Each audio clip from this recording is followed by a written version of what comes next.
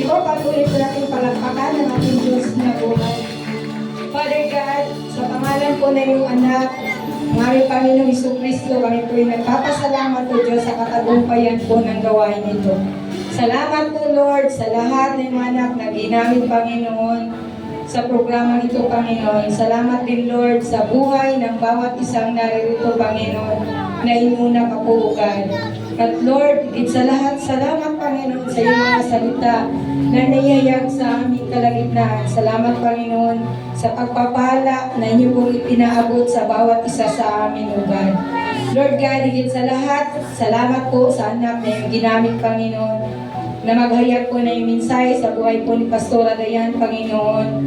Salamat po sa kanyang buhay. Ang dalangin po namin, Lord, patuloy, Panginoon, na samahan niyo po siya, ingatan niyo po siya, kasama po ng kanyang asawa na si Brother Ralph, Panginoon, at maging ng kanyang buong pamilya, O God. Dalangin namin, Panginoon, araw at gabi ng kanilang buhay, Lord, naroon na yung pagsama, pag-ingat, at pagpapala, O God. Dalangin din namin, Lord, patuloy na puspusin niyo po siya ng inyong kapangyarihan, Panginoon, na lagi po, Panginoon, makita po sa kanyang buhay, ikaw po, Panginoong Jesus. At Lord, patuloy na magamit po ang kanyang buhay, maabot po ang bawat kaluluwa na kanya makasalumuha, Panginoon.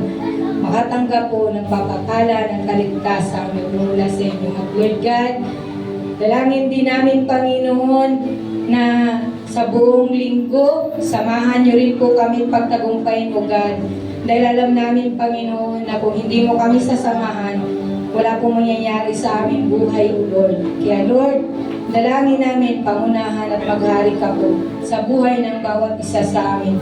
Maging sa aming pag-uwi, Panginoon, samahan niyo po kami ingatan, O God. At Lord, amin po idideklara na patuloy po namin maranasan naman ang iyong pagpapala at ang pag-ibig ng iyong Diyos Anak ay patuloy po namin mararanasan, even Lord, ang pagsama po sa amin ng banal na Santong Espiritu ay amin po maranasan noon, ngayon at pagpakailanman. Ito po aming sama-samang panalangin sa pangalan mo, Panginoong Hesus.